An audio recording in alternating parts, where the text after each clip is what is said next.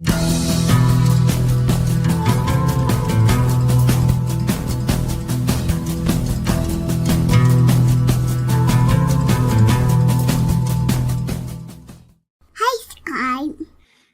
morning and or afternoon, everybody. Welcome to episode 5 of D.E.I. Deathwatch, the continuing chronicle of the downfall of diversity, equity, and inclusion.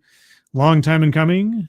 Can't happen quickly enough as far as I'm concerned. But here we talk about how it's all falling apart and or who's trying to double down in the corporate world and elsewise as things finally start to change. Who's joining me on this beautiful Monday morning?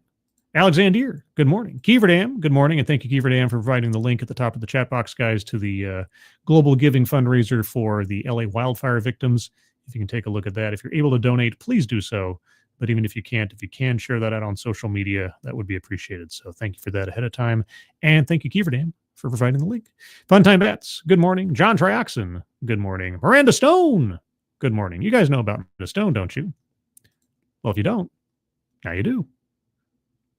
I know, I'm defying expectations. Kiro Soldier, good morning. Unfair Ophelia, good morning. Morgan King, good morning. Raziel, good morning. Blitz Zero, hello. The Best Remy, good morning. Scrolling. Kiro Soldier, good morning. And Simon Willikins, good morning. And I think Jill Powers, the River Daughter, good morning to you. And anybody that I missed, anybody lurking, anybody in the future, good morning. Trying to keep these episodes relatively brief, so forgive me if I don't go all the hellos, but I'll get to as many as I can as we proceed. But let's start off with our first story, and that's Apple. Yes, Apple, one of the most progressive brands in the world for, championing planned obsolescence. Apple braces for DEI showdown at annual shareholder meeting. Oh, here's where the rubber meets the road at the return on investment for all this DEI stuff. Let's see. Several firms have rolled back DEI effort pressure from conservative groups and the White House, and also legal considerations that have been going on since at least 2022. You guys keep seeming to forget that part or leave that out in your summaries. Some CEOs have voiced their support, defended the diversity programs at their companies. Some have. Deutsche Bank CEO is the latest bank executive to defend DEI initiatives. Well, good luck to them. Let's get to the story. Apple is set to defend its DEI programs against critical investors at its shareholder meeting. A vote is expected Tuesday on a motion brought by conservative think tank to axe its DEI programs. I would be surprised if that succeeds.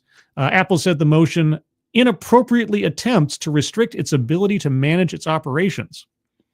Okay. Apple is set to face a showdown with shareholders this week as it prepares to defend its diversity, equity, and inclusion policies against critical opponents in its investor base. The iPhone maker is scheduled to meet investors Tuesday at its annual shareholder meeting, where a vote is expected on a motion put forward by the National Center for Public Policy Research to cease DEI efforts. The organization, a conservative think tank in Washington, D.C., argued that U.S. Supreme Court cases had called into question the legality of corporate DEI programs, putting employers at risk of discrimination claims. As I've been talking about for 8 years. But finally, Apple, the world's most valuable company, said in a filing that it would oppose the proposal because it, quote, inappropriately attempts, unquote, to restrict how the company manages its operations. It comes at a time when its big tech counterparts have been rolling back DEI initiatives. Last month, Mark Zuckerberg's Meta announced it would cut its DEI programs, or at least rename them. The company told employees that the, quote, legal and policy landscape, unquote, around DEI efforts in the U.S. was changing. I would argue that the legal and policy landscape, the legal landscape around DEI has not changed. It's always been, at best, legally tenuous, but only now does it look like somebody might actually enforce the law. And affirmative action has gone by the wayside, which was a big lose for the DEI movement. But anyway, other companies that have rolled back programs include Google, which said this month that it would no longer pursue hiring goals based on DEI. You mean illegal quotas, and Amazon, which has changed references about DEI benefits on some of its websites. Yeah, again, remain ever vigilant. The brand of DEI might go away, but the mechanisms probably won't, at least not easily. Though some companies began shifting focus away from DEI before the election, oh, well, I appreciate you guys mentioning that part, several tech leaders have recently reacted to President Donald Trump's deeming DEI efforts wasteful. Well, I would love to hear, because I've been asking for examples for years. Show me a company, one of those premier Fortune 500 companies that can provably show that DEI has improved their bottom line. Where is the ROI on DEI? Apple's decision to stand by its DEI policies could weigh on its relationship with the president. CEO Tim Cook has tried to build a good rapport with Trump, visiting his Mar-a-Lago resort in December. Yeah, go and kiss the ring and then tempt fate with the administration. I can't wait to see how that works out for Apple. The question is, will Trump actually do anything to companies that continue to defy this? As I said last time, it's all about enforcement. Something needs to happen. There have to be consequences for continuing down this path. On Monday, Apple announced a plan to hire about 20,000 people over the next 4 years as part of a commitment to invest more than $500 billion in U.S. projects. Pause this little thing down here. Apple is a rare holdout among tech firms stepping back from DEI initiatives. Large shareholders in its investor base, such as BlackRock, have kept a distance from activist campaigns. Well, that's because BlackRock has been pushing for this stuff more than, as much as Vanguard or some of the other investment companies. Goldman Sachs is even starting to roll back its policies. Shareholder proposals don't always end up on a company's ballot. A review by the consultancy ISS Corporate found that proposals against ESG policies, including those against DEI, that came to a vote had garnered little support in the past 3 years. Yeah, I imagine that this vote proposal up against Apple shareholders is for show, if nothing else, and also to make headlines, but also to put them on record and to have them say publicly that they're going to continue down this path, which is also a strategic move. Apple did not immediately respond to a request for comment from Business Insider. Yeah, so it'll be interesting to see what the pushback, if there is any stated and official pushback against this proposal, is at the shareholder meeting. Also to see what the split of the vote is. I don't think it will succeed or go forward, but it's making a point that needs to be made. Is Apple going to continue down this path despite overtures to the Trump administration and despite the executive order and the action decision and all the excess outside pressure and legal consequences that need to happen? Again, the real test in the next year or two will be to see, does anyone actually face consequences for this? Moving on to NASA. Yes, not even space is safe from DEI. This is bordering on insanity. NASA diversity efforts hit hard with DEI shutdowns. Well, that would be the point now, wouldn't it? On paper, Edward Joseph Dwight Jr.'s qualifications spoke for themselves. Okay. The military pilot had a degree in aeronautical engineering and would strap his small frame into aircraft like the sleek supersonic F-104 Starfighter at Edwards Air Force Base to go faster and higher than most dared. Closer to the ground, the Kansas-born airman even had the backing of then-President John Kennedy. This is a long time ago. A charismatic young leader hoping to unify a racially torn country, oh, I can see where this is going, to potentially represent the nation as the first black astronaut, diversifying the fledgling all-white, all-male astronaut corps. Quote, Kennedy was trying to get the nation ready for a black astronaut, unquote, said Dwight, whose battle against the Goliath of prejudice faded in the aftermath of Kennedy's 1963 assassination. The nation, beset by assassinations, racially motivated bombings in the South, and scenes where peaceful civil rights protesters were beaten by law enforcement, had not caught up yet with Kennedy's grand outlook, Dwight said. Oh, you mean back in the 1960s? Because nothing's changed since the 1960s, by the way.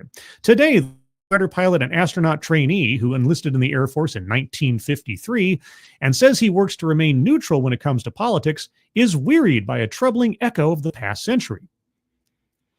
Yes, getting rid of DEI efforts, guys, is exactly the same as the anti-civil rights campaigns of the 1960s. Is that where we're going with this? Like others with deep connections to the nation's dream of traveling to the stars, Dwight is worried that the progress NASA has made towards greater diversity will be unwound. That vision of space being a welcoming place for all qualified, talented people, regardless of background, is being pushed aside, Dwight fears. Well, Dwight, I got something to tell you. DEI cares about your background. DEI cares about your race. DEI cares about your gender. They value those things. They put a value on those elements in making decisions about opportunities.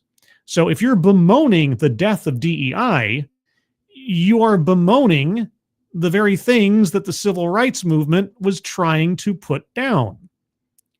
I don't know what to tell you.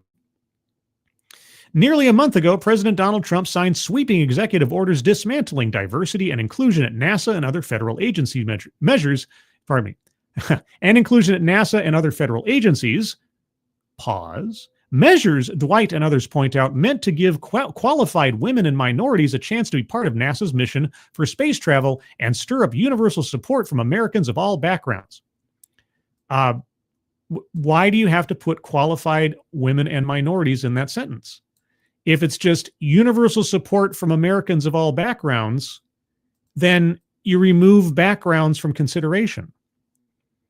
You just work on the qualified part. Are you not reading your own copy here? Quote, "The only thing I can say is this is bordering on insanity," said Dwight, whose dreams of seeing the Earth from orbit were deferred for 6 decades until he was launched to the edge of space from West Texas aboard Blue Origin's New Shepard capsule in May 2024 at age 90. Quote, "What he's doing is aimed at destroying everything that was built up over the years." Quote, "No, Dwight, DEI is attempting to destroy everything that was built up in the civil rights movement. It puts a value on non-determinative factors of a person's makeup. It excludes people from opportunities based on what they look like and how they are, not who they are, not what skills they have, what qualifications they might possess. Affirmative action is not a fair process. DEI is not a fair process. You've been duped, Dwight, I'm afraid. At NASA, some web pages that touted the diversity of the space program, a deliberate policy since the late 1970s, have been scrubbed. Programs promoting diversity and inclusion, such as Black History Month, or those honoring the achievements of women and other minorities. Women are not a minority. They are at least, I think last I checked, in general terms, they are the majority population of this planet. But anyway, honoring the achievements of women and other minorities, including Black astronauts, appear to have been shut down. There are worries that hundreds of jobs may be slashed at many of NASA's 10 field centers across the nation, just as is happening at other federal agencies. Well, if those jobs are purely based on DEI training or executive teams, then maybe they should be. What are they contributing to getting us into space? How does DEI increase our opportunities and chances of getting into space? This article should tell us. Gone also is NASA's push for programs aimed at getting more minority students involved with STEM efforts as a pathway to bring in the next generation of scientists, astrophysicists, researchers, and astronauts. Why? Why is that? Okay, creating opportunities is different than employment. What do you mean? The agency's counterparts in the Army have already pulled back recruitment efforts with a national Black engineering conference and a women's school in South Carolina. Okay, when it comes to the legal risks of DEI, the one place where I'm not jazzed about, but is probably the least legally tenuous, is in recruitment efforts. It's not necessarily fair, but it's also gray area when it comes to legality and ethicality, if ethicality is a word. So if I have 3 jobs available at my company and I want to increase my diversity efforts, but I don't want to risk having some kind of lawsuit come down for an individual hiring decision, I can only advertise the existence of those jobs to specific organizations and or schools that have predominantly the demographics of the kind of people I want to fill those jobs, right? So if the talent pool I attract to interview for these jobs is made up of people from the demographics I prefer, it's still a discriminatory strategy, but it's not technically, provably, legally discrimination, because then I can say, well, I hired from the available talent pool, and it just happened to be that my hire was someone from this demographic. It's cagey, but you can do it. Why would getting more minority students involved in STEM? I mean, that's like 17 steps away from the hiring process. That's down to like educational stuff. I need to know more information on what efforts they're talking about. This doesn't mean you suddenly can't hire people who aren't white males or something. That seems to be the through line on this. It's like, oh, well, now we can only hire white people. That's not what's happening. Employees at NASA were given the news on January 22nd by one of the agency's leading proponents of diversity, Janet Petro, NASA's acting administrator. Well, that might be a problem right there. A native of Brevard County and a West Point graduate, she is the first woman to hold that position. So, I mean, I'm glad you at least listed off her actual achievements before talking about something that isn't an achievement, being a woman. In 2021, she became the first female director of Kennedy Space Center. Oh, so what? Quote, these programs divided Americans by race, wasted taxpayer dollars, and resulted in shameful discrimination, unquote, Petro wrote in a memo to employees days after the president's executive order banned DEI efforts across the federal government. They did. So is she now, wait, hold on. So she's a leading proponent of diversity, but then she puts out a memo saying these programs divided Americans by race, wasted taxpayer dollars, and resulted in shameful discrimination. Okay. The communication, in contrast to Petro's public support for diversity and inclusion over the years, oh, maybe just this is the way the winds are blowing, I'll save my job, used language borrowed from another memo issued by the U.S. Office of Personnel Management. Supporters of Trump's efforts say the effort will restore a meritocracy where everyone, from pilots to scientists and astronauts, is judged on their abilities and end what they saw as dividing people by race and gender. No, it's not by these. It's not a perspective thing. It's not an opinion. DEI does divide people by race and gender. Trust me. I've been watching this stuff. I've been listening to the advocates and proponents of it for years. They say the elimination programs will weed out people whom they suggest are unqualified to do their jobs. If you exclude entire swaths of the population from consideration for job opportunities on the basis of their gender and or their race, or in some cases their orientation, you may still have a remaining talent pool who possesses skills and qualifications of some note.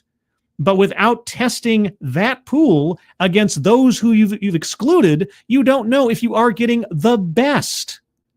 If your concern is actually the best and not that which fits our aesthetic desires. It's infuriating, said Catherine Creedy with the Space Coast Women in Aviation, a demonstrably sexist organization that aims to promote aviation careers for young girls and women. Okay, well, it's infuriating, says this person running a gender discriminatory organization. Quote, what they are assuming is that whatever minority is there is unqualified. No, again, if you do not test the qualifications of everyone against everyone, then you don't know if you're getting the most qualified people. You're making assumptions, and you're being illegally discriminatory. Why is this such a difficult equation to figure out? I don't understand. Also, real quick, I just noticed I get so caught up in these things. Midnight's Edge, over in the chat. Hey, Midnight's Edge. I'm assuming either Tom Connors or Andre. Hope you guys are doing well. Also, hello, Juliet. And while I'm here, Robert Pincus, good morning. Kelly Hans, good morning. Hoko Sports, good morning. Shio Gorath, hello. Anybody else I missed in the meantime? I hope I didn't, but if I did, my apologies. And let's move on. Yeah, but anyway, so this, I'm trying to fit in as many stories as I can. I got a lot of stories today, a lot of stories. So, yeah, you still have people at NASA. I mean, the director at least seems to be getting the memo, so to speak. She may have been a proponent for diversity in the past, but she's going along with what she's told to do, which is good. We'll see how long that lasts and also how it manifests. Remember, it's good that this is happening. You got to keep an eye on and see how it actually is implemented, or if it isn't. And in that vein, real quick, a brief little article, Ditching DEI in Name Only. Okay, this comes from Fortune magazine. Let's read a little bit about this real quick. Good morning. Well, good morning to you. Being a corporate board member sounds like one of the sweetest gigs around, with average compensation north of $325,000 a year to represent the interests of shareholders in a company. But it has become more challenging amid pressure from activist shareholders. That's especially true when those shareholders are pushing you to do the opposite of what you may know to be the right thing for the long-term health of the company. So what's in store for the 2025 proxy season? The conference board has a preview out this morning that pressure on boards, especially in sensitive areas like DEI and ESG. Companies such as Citigroup, Meta, PepsiCo, and Target have publicly rolled back their DEI efforts, which has spawned its own backlash. The conference board, I don't know who the conference board is, but whatever. The conference board notes that there were 13 anti-DEI proposals at Russell 3000 companies in 2024. Russell 3000. I've heard of the Fortune 500. I haven't heard of the Russell 3000. That's a much wider WIDER net. Russell 3000 companies in 2024 and 112 anti-ESG proposals. I'm sure they're all without merit. The number of shareholder activism campaigns have increased from 206 in 2021 to 411 last year, but support among shareholders dropped from 57% to 38%. Uh-oh. The tide is turning. Conference board CEO Steve Odland says that CEOs are telling him they're deciding to ditch politically sensitive labels without shifting underlying policies. This is what I'm talking about. You got to keep your eye on what they are doing, not just what they are saying. Quote, the term DEI has now been infused with so much baggage that most companies are saying, let's stop using the term and call it something else, he says. Quote, don't discriminate and don't do quotas. Be careful how you talk about them. The quotas? Yeah, they're not quotas, everybody. They are aspirational diversity goals. We already had this term handed down to us by the Democratic attorneys general back in 2023. Aspirational diversity goals. We'll see if they change that as well. Quote, don't discriminate and don't do quotas. Be careful how you talk about them. So you don't push an extremist button, but don't give up on what you're trying to accomplish, unquote. Yeah. Most of the leaders I speak to aren't abandoning their desire to have a diverse, engaged workforce, nor are they ditching sustainability efforts to satisfy critics. But directors have a fiduciary duty to put their political beliefs aside when they enter a boardroom to focus on what's good for the business and good for shareholders. Well, I'd say that any CEO, CFO, or whatever else wise that decided to pledge billions of dollars worth of money to DEI and such efforts after George Floyd should probably all be questioned about whether or not they're actually fulfilling their fiduciary duties. Because I don't think they were. And I don't think they are. And I would love to see the ROI on DEI. Can you prove that there is a profit to be made in active, rampant discrimination? Because even if you could, it still would not be either ethical or legal, questionably. But anyway, says Odland, quote, you can have a flaming red shirt or a flaming blue shirt, but when they're talking about the business issues, there is fair consensus, unquote. Really? There's consensus on the business issues, okay? You can read the full Conference Board 2025 proxy season preview here, which was done in cooperation with S-Gage, Russell Reynolds Associates, and the Rutgers Center for Corporate Governance. I guess I could. Maybe I'll look at that at a different stream or something, because that's its own thing. Yeah, I'll just keep that aside for later reference. But yeah, so like I say, leopard may change its spots, but it's still a leopard. Or is, what was the Sicilian phrase? A wolf may lose its hair, but not its habit. So keep an eye out for that kind of stuff. Moving on, let's see. Let's move on to... Oh, so this is the oddball story I wanted to bring up. Of all the things that I could conceivably think of that DEI might affect, the last thing I had considered but thankfully, I think it is Forbes has done the work for us, is Black Cannabis Growers. Yeah, I don't know. I haven't read this yet. I'm about to learn along with you. Surviving DEI Cuts: How Black Cannabis Leaders Are Pushing Forward, by Iris Dorbian, contributor. I covered the business of cannabis. All right. Well, there you go. And there's a great little image. Diversity, equity, and inclusion broken in half. I think my thumbnail image of the DEI on fire with a Grim Reaper standing over it is much more evocative. But anyway, with diversity, equity, and inclusion, DEI initiatives either being dismantled or under siege, can Steven Seagal be far behind, by the new presidential administration, a question emerges. What are the ramifications for the legal community? I mean, that is a question. I hadn't considered it. How are top cannabis executives feeling the impact? I don't know. Tell me, oh, tell me true. Recently, a trio of Black and Afro-Indigenous leaders shared their insights on the struggles Black business owners face in the industry and how cannabis companies can help despite DEI cutbacks. What? Weighing in on those topics are Saki Fenderson, director of events at On the Revel, okay. A New York City-based producer of online and in-person events serving the cannabis community. That's a niche market.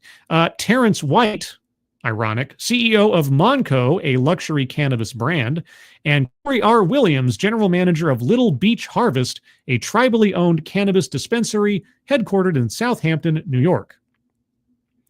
Okay.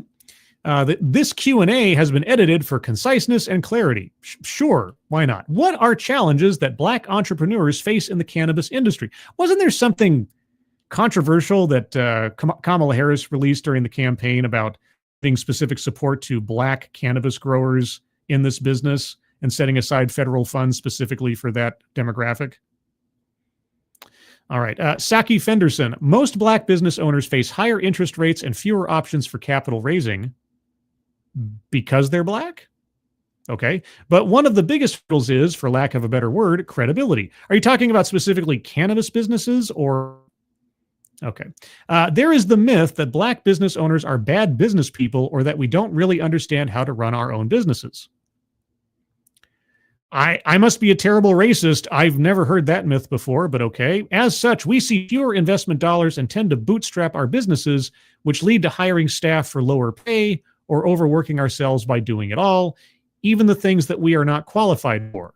This is not a bootstrap industry. The desperation to be an owner and the belief that cannabis can increase personal wealth makes Black business owners fall prey to lopsided investment deals or personal bankruptcy.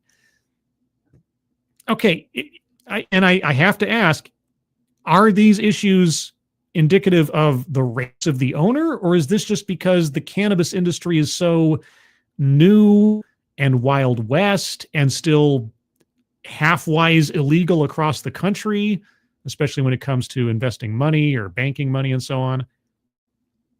Okay. Terrence White. For many Black entrepreneurs, securing a cannabis license isn't the biggest hurdle. Well, okay. It's the lack of funding and resources that makes success nearly impossible. Well, again, is that true just for Black business owners in cannabis, or is it true for the cannabis industry in general? Access to capital remains the greatest barrier, with limited opportunities for loans, grants, or investors willing to back social equity applicants. Social equity. I'm going to ask this question over and over again, aren't I?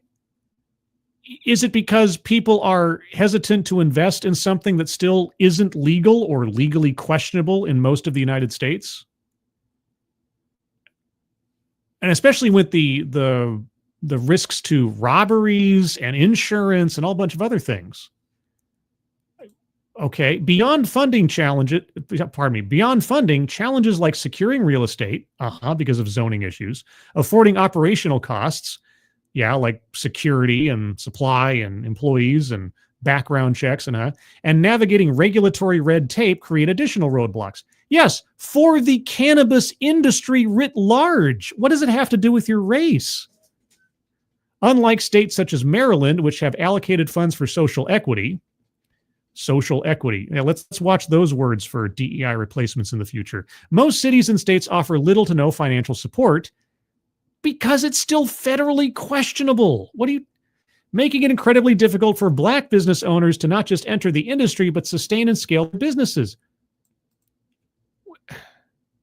I'm going to be a broken record on this one. Corey R. Williams. The biggest challenge for Black entrepreneurs in cannabis isn't just about licensing or legal obstacles. Well, you kind of already said that. It's access to the right networks. This industry is built on relationships. Most industries are built on relationships.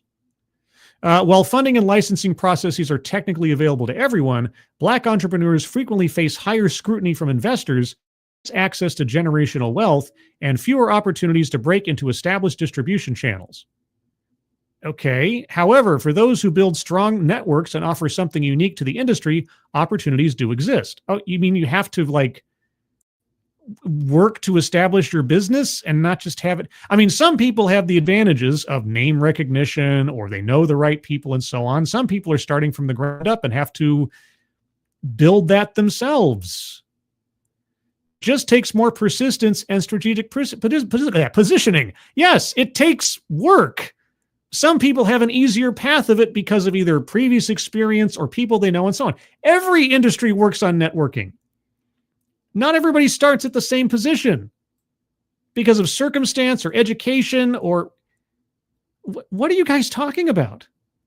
Okay, what has been your experience in the industry along DEI efforts? Fenderson, I have been a big believer that the government will fail us. Well, good. You should be very suspicious of your government. That does not mean that we should not demand what is fair, but the system, suddenly my printer decided to reboot for some reason. Okay. That does not mean that we should not demand what is fair, but the system is not built for our success. How so? I also do not believe there is enough private interest that trusts and believes in investing in us. Black women receive less than pardon me a second, my printer is going nuts. And I'm going to unplug it because that noise, for some reason, decided to interrupt my ability to read. Okay, let's try that again. Black women receive less than 1% of the overall 190 plus billion venture capital funding awarded in the U.S. in 2024. Okay, here we go. Disparity equates to inequity, apparently. I imagine how low that number is in cannabis. I guess it would be even lower. And there are definitely even fewer dollars in equity programs. Equity programs. What? Okay. White. My journey in the cannabis industry began in the legacy market like so many others. I don't know what that means. But when it came to transition into the legal space, what? My criminal record became an immediate barrier to obtaining a license. Well, so it would be for anyone else. I quickly realized that if I waited for the system to change, if I relied on states to set aside funding or reform unjust policies, I might never have the chance to open my doors. So I had to create my own opportunity. I raised my own capital, built my own network, and found a way forward despite the inequities built into the system. So how did you obtain a license with a criminal record? Do you have a proxy technically running the business for you? I have to assume so, because that would be a barrier for anybody. And raising your own capital. I know, what a horrible injustice. States to set aside funding. You want the state to fund your cannabis operation? What? William, when DEI was at the forefront, there was at least an acknowledgement of racial disparities in licensing, funding, and access. Here we go. Disparities equate to inequities. Now, as companies scale back DEI commitments, the barriers have become more apparent. Investors are less willing to take risks on Black-owned businesses, and state programs designed to level the playing field are either underfunded or tied up in bureaucracy. You know, what you might be witnessing, and I'm just guessing here, is that you had a lot of companies that were being given business simply because they were owned by people from minority groups. And now that they've shown and they put pressure on these companies to scale back considering vendor contracts and other hiring on the basis of race, all of a sudden you've built up this entire funding stream based purely on race and or gender that is now coming under scrutiny for being discriminatory and possibly illegal, especially on a federal level. And now that's drying up. And now you call that racism? I don't know what to tell you. This is the consequence. Yeah, if you've been, I hear all the time, boy, people have been benefiting on the basis of their race for all these years. Now they're upset that their race no longer guarantees them an advantage. Yeah. When the Civil Rights Act came down and said you can't discriminate on the basis of race, and if there's evidence of such, you've committed a federal crime, I bet there were a whole bunch of really racist white people who were upset that they now had to hire people outside of their preferred demographic. And all of a sudden, the same thing comes back around again, but just from the opposite direction on the racial spectrum. And now you're upset. This is the point. This is exact. Oh my gosh. Okay, this is almost. This is a relatively short. I think I'll wrap up with this. Investors are less willing to take risks on Black-owned business. No, they're less willing to set aside money specifically for businesses based on race. That's why. It's not taking risks. It's actually having to assess a company on the basis of its performance and the qualifications all around, despite the owners. That's the problem, I guess.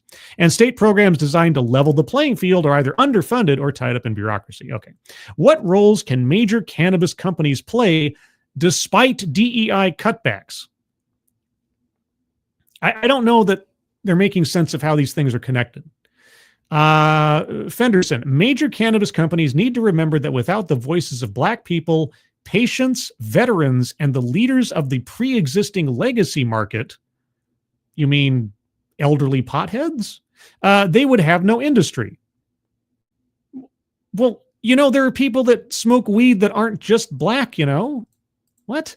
If we were good enough to win legalization, you haven't won it. What? I mean, state level, yes, but not federally. There's still a whole bunch. Okay, I'm obviously missing something here. If we were good enough to win legalization, we should have some value in investment. Not until the risks under federal law are removed. If Trump removes marijuana from Schedule 1, if he makes marijuana and cannabis effectively as illegal as tobacco, then you're set. Unless or until that happens, there are still risks for investors. There are still questions. And not only that, but just the propensity of pot shops to be broken into over and over again. I've seen stories where pot shops are not allowed to construct those, what they call it, bollards or bollins or whatever, those big concrete pillars in front or steel pillars in front of a business to prevent like cars ramming into them for smash and grabs. There are tons of businesses, cannabis businesses, that aren't allowed to construct those because of zoning issues. Like they own the land where the store is, but they can't construct those things on a public sidewalk. And so because the city is not willing to allow, or the state or whatever isn't willing to allow for the possibility that these businesses pose a specific and unique threat when it comes to crime, they're still disallowed from putting those bollins up. And even though I think that is unfair and unwise, that is also a reasonable point of hesitation for people to invest, because these businesses are targets for massive amounts more crime than other businesses because of the fact that they are cash-only businesses right now, and they hold, what is a addictive or otherwise stimulating substance in there that can be sold on the street for something else. Until pot is legalized under federal law, and businesses that deal in cannabis are allowed to bank their money in federal banks, this is still going to be a problem. And not just a problem for Black owners. Without us, there would be no them. Use those dollars to get policymakers to create consistent compliance regulations and lower taxation. Sure, I guess. Use those voices and dollars to create real owner/operator opportunities throughout the industry. There is a big enough pie for all of us to exist. You haven't shown me anywhere in here that this has anything to do explicitly with skin color of the owner. This is all the legality or gray area legality of the cannabis industry in the first place, and the state to state and federal nature of regulations and allowances. You're asking for free money to be handed you? I don't know what to tell you. White, major cannabis companies must recognize the impact of the war on drugs and the need for social equity. You keep using that phrase. I'm still not quite sure what that's supposed to be or how that's supposed to manifest. Without Black voices, the industry isn't truly representative. Black culture is at the heart of cannabis, and companies must actively invest in Black entrepreneurs, support policy reform, and reflect this diversity in their businesses. Failing to do so risks the industry's authenticity, credibility, and longevity. Williams, big cannabis companies have the resources to make a real difference. I don't even, if somebody asked me, I'd fail. I don't even know the name of a big cannabis company. Right? If somebody said, name a big soda company, I could say, well, PepsiCo, Coca-Cola. What is a big cannabis company? I've never, well, I can't say I've never smoked pot. On my 35th birthday, I tried it once and I didn't find it all that exciting. But outside of that, I've never purchased it. I don't even know. But most of my pot knowledge comes from Half Baked. If you ever saw the movie Half Baked, that's about it. Maui Wowie. that's about all my academic knowledge on the subject goes. Big cannabis companies have the resources to make a real difference, but many are choosing not to. In what way are they choosing not to? If they are serious about equity, they should invest in Black-owned brands. Why don't they just invest in good businesses? Why does it have to have a racial component? You guys are talking about discrimination and people like, ignoring you because of your race, but the good thing to do is to pay attention to you because of your race. How about we just take the whole race thing out of it? Offer supplier diversity programs. Oh, you mean the things that are coming under fire for being demonstrably discriminatory? And create partnerships that provide tangible opportunities, funding, mentorship, and distribution. Simply putting out a press release about diversity isn't enough. Well, simply putting out a press release about diversity might be, at this point, the safest legal avenue you have. They need to be intentional in making space for Black entrepreneurs in a market that they've historically been excluded from. Isn't it the problem that one of you has a criminal record that's preventing you from getting a license in the first place? You found a way around that. So you found yourself a proxy, I guess. Oh, wait, there's one other story I want to, oh, that's right. There's one other story I want to get to. Oh, so for those of you out there, there is another YouTuber out there. I hope I'm pronouncing this correctly because I probably screwed it up. Kershi Verstal, if I'm saying that correctly. If I'm not, I'm happy to be corrected. Big fan of Bridge. Now, I've looked at Bridge before, and she is a very big has a very big focus on Bridge, and apparently big fan. And I say that sarcastically. I would love, but I don't have any associated connections to, and it feels a little weird to just sort of like try to DM somebody. So this is just a little sort of overture after a fashion. The Kershi, I'd love to do a stream with you sometime and talk about your experience and research into Bridge, because I've looked at Bridge before. I don't know it as deeply as I've heard you have, but I at least wanted to touch on this because I am subscribed to the Bridge newsletter, and founder of Bridge has put out an article in the last week or so about what's going on with DEI. So I guess I'll go a little longer with this episode just to cover this.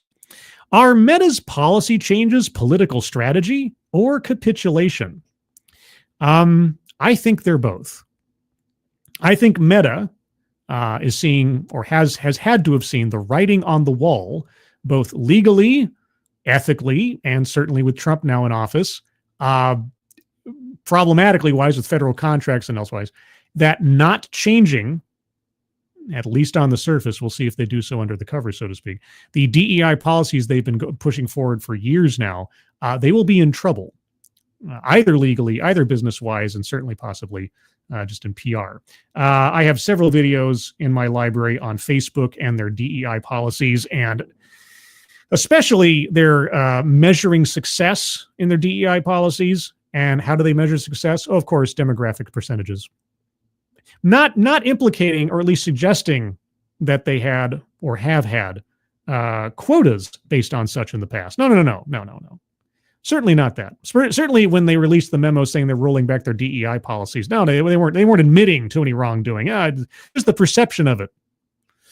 But let's see what Cheryl D.E.I, the founder of Bridge, has to say about it. The retreat from DEI commitments reveals a seemingly deliberate blindness to the factors driving sustainable business growth. Really? Again, what is the ROI on DEI? The world seems to be in perpetual crisis. Some of us are desperately trying to fix it. Yes, Cheryl D.E.I is here to save the day. Others, unfortunately, are giving in to cynicism and even opportunism, giving the change of leadership in the White House. Well, then tell me about the rollbacks that began in the fall of 2022, before Trump got into office, before the affirmative action decision, but after the oral arguments occurred in the affirmative action case. Meta CEO Mark Zuckerberg's abrupt termination of the company's diversity, equity, and inclusion program strikes many of us as capitulation. The company's memo cited a, quote, shifting legal and policy landscape, unquote, as justification for dismantling the current structure of Meta's DEI team, ending supplier diversity efforts, and abandoning its diverse slate approach to hiring. Both practices are inevitably part of a larger DEI strategy. You're correct. They are. And they're also demonstrably discriminatory. Whether or not they violate law is, of course, still yet to be seen. Because as I've said, and here's the thing, just because Meta turned back the clock on their DEI policies in the last month or two, that still means there are years worth of decision-making at an employment level that may constitute a class action civil rights lawsuit. Because any company that is operated under a publicly declared DEI policy, you have to wonder, is every hiring and promotion and supplier decision made now questionable under federal law? In place of the DEI team, Meta has instituted an accessibility and engagement group. While accessibility has always been and still is an integral part of DEI, no, it hasn't been. A hasn't been added to DEI except for relatively recently. B, belonging, was always the big thing that was being pushed. But anyway, what exactly is engagement? It's worth asking. Is this semantics or substance? Well, I'm with you right there, Cheryl. I think they're just changing the labels. I don't think they're changing the policies. But we have to be watchful. Is it a massive sea change in the way Black, brown, LGBTQIA plus populations are protected, seen, and valued within Meta's orbit? Yeah, it's the value part that we got a problem with. Or is it a pivot in response to the changing political winds in Washington, D.C.? Again, it's both semantics, not necessarily substance. But yeah, no, the companies are running scared because Trump won and he can come after them. For every company that even had a whiff of a quota system, he can come after them under EEOC and federal law, Title VI and Title VII, especially these tech companies, because Title VI, which was integral to the affirmative action decision, doesn't just apply to colleges and universities. It applies to any entity receiving federal funding. And that means any company that has a federal contract. So companies that accept federal money, like federal contracts, they can't say, oh, it was for the good of diversity that we made this decision or set this quota or had this goal based on race. They don't get away from it. In fact, they're more directly implicated because of affirmative action than perhaps some other companies are. But anyway, either way, consumers and marketeers alike deserve clarity. Is Zuckerberg implementing his own intentional fuzziness and misinformation now that he's moved away from facts? He's moved away from facts. What facts are you hyperlinking here? Advertisers feel less powerful as Meta embraces right-wing influences. Yeah, right-wing influences like the Civil Rights Act of 1964. Vagaries aside, rejection of DEI would result in self-inflicted wounds for a company such as Meta, especially when you consider that Facebook's most profitable growth period coincided with its strongest commitment to inclusion under former COO Sheryl Sandberg's leadership. Oh, coincided. Huh. So are you... Wait a second. Let me make sure I got this right. So something happened at the same time as Facebook had more profitable growth. Therefore, that must be the reason that it had more profitable growth. Oh, all right. Well, I can't defeat that logic. Coupled with Meta reorganizing its fact-checking system, repackaging DEI in a diminished form creates a world where underrepresented communities suffer exponentially more than others. Well, sure. I mean, if you're being positively discriminatory to certain demographics to the exclusion of others, of course, those demographics, if we're only talking about job opportunities, yeah, I guess then having a level playing field would be a bad thing. Whereas before you were getting special treatment for elements that say nothing about your character, your skills, your ability, your experience. Yeah. You know, just change a few words and time travel this back to when the act was being under consideration or being put into place. You could hear the same terms and worries and concerns and objections coming out of white supremacists. You really could. The apparent retreat from these commitments, along with Zuckerberg's commentary explaining these moves, signals something more insidious than simple political expedience. It reveals a seemingly deliberate blindness to those factors driving sustainable business growth. Oh, you mean your correlation equals causation argument? Right. It reminds me of Elon Musk's smokescreen of concern in dealing with X's advertisers who withdrew spending from that platform over brand safety worries in the face of free speech running amok by accounts spreading overt hate. All along, it seemed evident, at least to me, that Musk's strategy with X was about creating unparalleled influence over an election. Is Zuckerberg signaling to his advertisers that he also no longer cares about brand safety and their diverse audiences? I think Zuckerberg maybe is seeing the writing on the wall, both as, you know, his fiduciary responsibility to his shareholders, the legal peril the company has been tempting fate with for years, but just hasn't had to face any consequences or any scrutiny over, and a presidential administration and federal law enforcement agency that isn't a big fan of rampant discriminatory programs. And again, and whatever safety net that affirmative action might have provided on some philosophical level, that's gone. That's out. There's nothing left standing between the Metas and the Googles and the HPs and so on, who have been practicing this stuff for years and haven't had to face any consequences. Take his appearance on Joe Rogan's podcast. Zuckerberg spoke of culturally neutered workplaces needing more masculine energy, portraying a dated view of corporate leadership that ignores basic business principles. Here's the thing. The problem here is that you have Mark Zuckerberg, who is a total, whichever way the wind's blowing, I'm going to go individual, doing is on the surface the correct thing to do, but for selfish reasons. He hasn't changed his stripes so much. Zuckerberg has always been a sort of mealy-mouthed individual who will do whatever's necessary to achieve the next business success. Even though his decision-making isn't the greatest, because let's remember the metaverse. How many billions of dollars did he dump into, what was it called? New Horizon or Event Horizon or something, and it completely fell off. Changed his whole company's name right, on the presumption that metaverse was going to be the next big thing. In addition, Meta's decision to end its supplier diversity program is particularly short-sighted.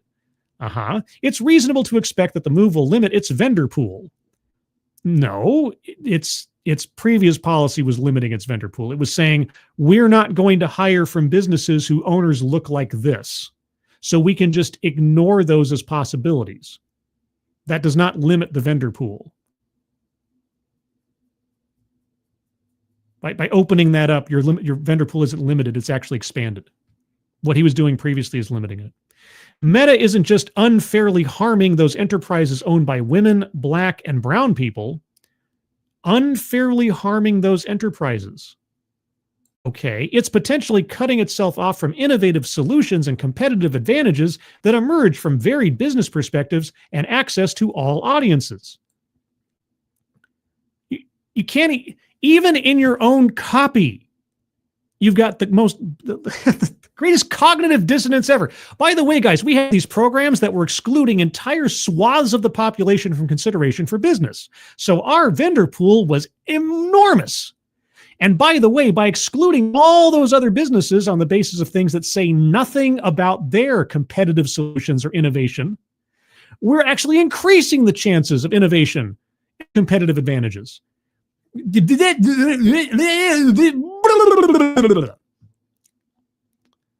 right, this goes on for a while, and I'm already running out of steam for talking, if you can believe it.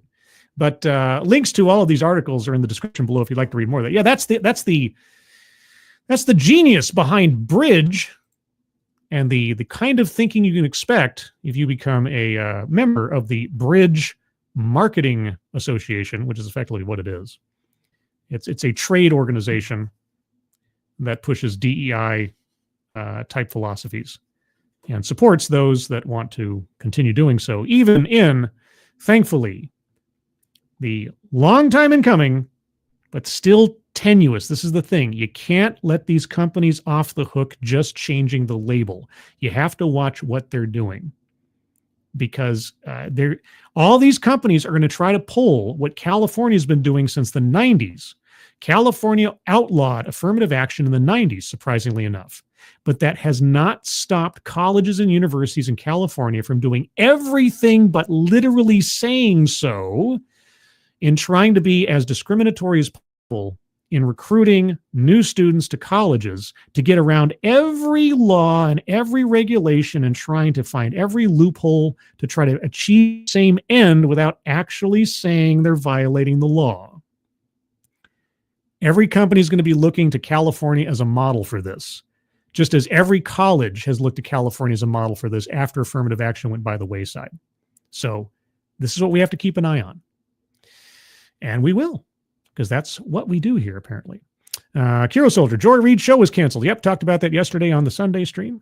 Dexter's Killer Lab, yeah, more mealworm-mouthed individual, yeah. Zuckerberg will do whatever Zuckerberg has to do to stay in position, stay in power, and try to justify his position there. The whole Meta thing, I mean, as far as I understand it, Zuckerberg has too much control over the company for anything like this to happen, but the whole Meta, the billions of dollars he dumped into that project, changing the name, the branding, and everything else, and has come up with what for it? Where's our Ready Player One universe based on Meta yet? Where is that? Not here. Do you think all that money was put to good use? Do you think if the shareholders actually had a say about whether or not that was a good use of their money and their investment, that he'd still be in a job if it was any? Probably not. I don't think so.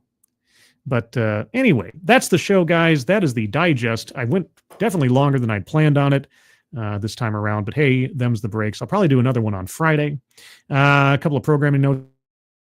Thursday, 6 p.m. Pacific, 9 p.m. Eastern will be TED Excellence. We'll take a look at another off-brand TED Talk. I have been advised, and I have acquired, a unlisted, seemingly tried to be kept secret TEDx talk. Oh my gosh.